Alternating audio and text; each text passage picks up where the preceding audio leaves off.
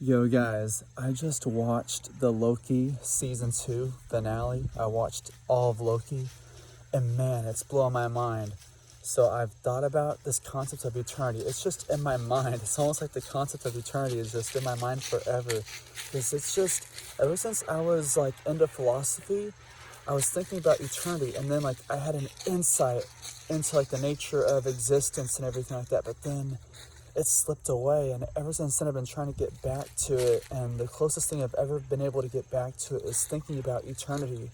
Because whenever I was on that rabbit hole, that thought, like I had a glimpse into the nature of existence, but then it slipped away. It was like, it was mind-blowing. But then I made a video about how we fear eternity. But then this Loki video, I've seen the play No Exit, but then I watched this Loki series, and it kind of, there's themes of that as well. Time and eternity is in that too, and it's just mind-blowing because I'm going to spoil a little bit here. So if you haven't watched Loki, I recommend you watch it. But basically at the end, he's like Atlas, the Greek god, where he's doomed to hold the world on his shoulders forever and ever and ever. And Loki, in a way, is like Atlas because he has to hold the whole world together.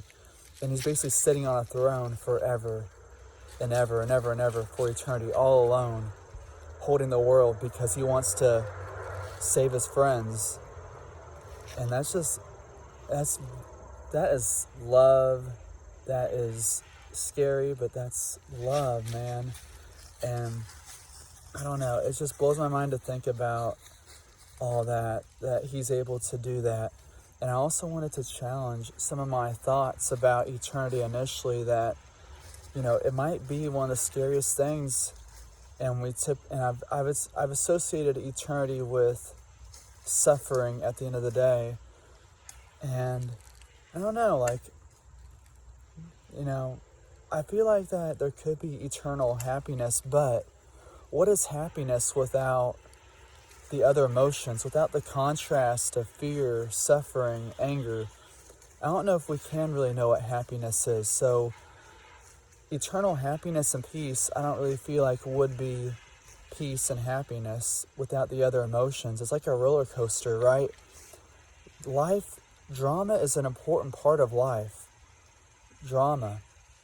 Having, conflicts to solve. That's part of life. That's what makes it interesting, It's, if we're just sitting on a throne all day long, I can imagine I'd be like, okay, what else is there to do? And that's kind of why in that play No Exit, the characters are locked in this room for eternity, and eventually they torture each other because without stimulation we lose our minds. And so drama, in a way, gives us that need for entertainment. We have our human minds, our spirit longs for entertainment in some way, and without that we just kind of go haywire. It's interesting to think about. And then eternity, the idea of lasting forever.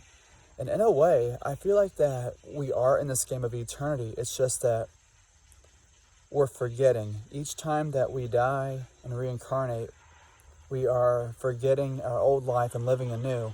Just think about this. Let's say that you've already lived millions of lives already. You've just reincarnated, like you've died, you've forgotten that life, then you were born as a different human being, and then now you've been reincarnating for all time. You're probably Jesus in one life, Muhammad, then you're Mother Teresa, then you're Hitler, then you were Charles Manson, then you were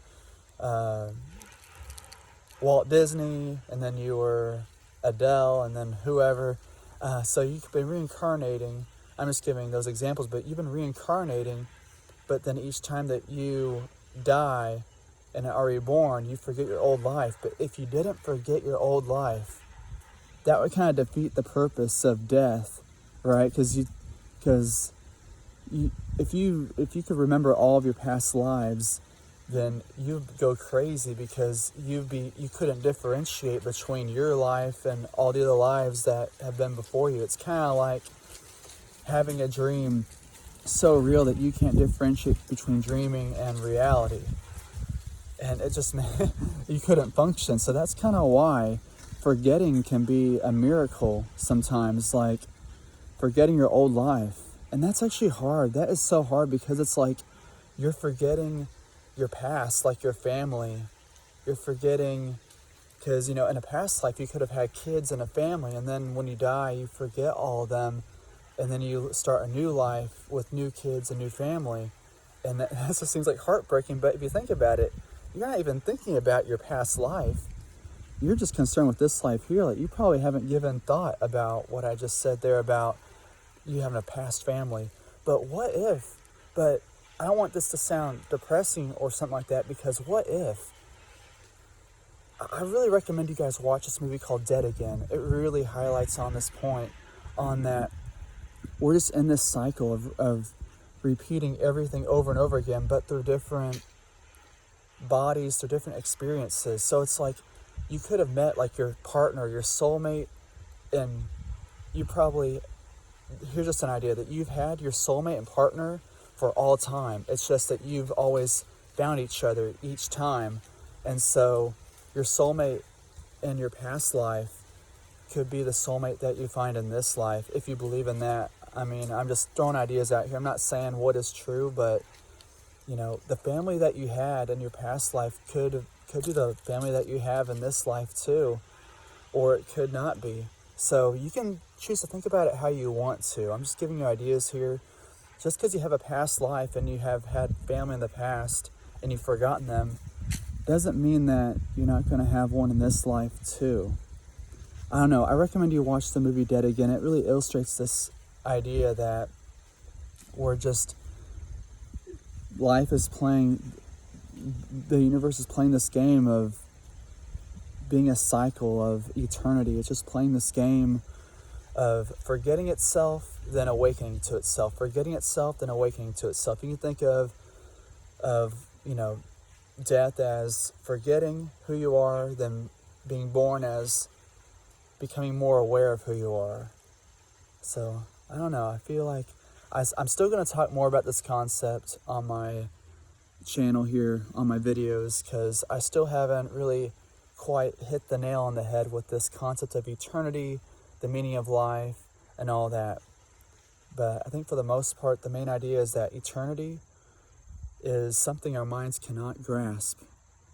And it's something that we are in eternity in a way. If you think about it, like the universe, they say that like the universe began like 13 something billion years ago. But I want to challenge that's as far as we know. I would challenge that existence never had a beginning, and it will never have an end, and our minds cannot grasp that.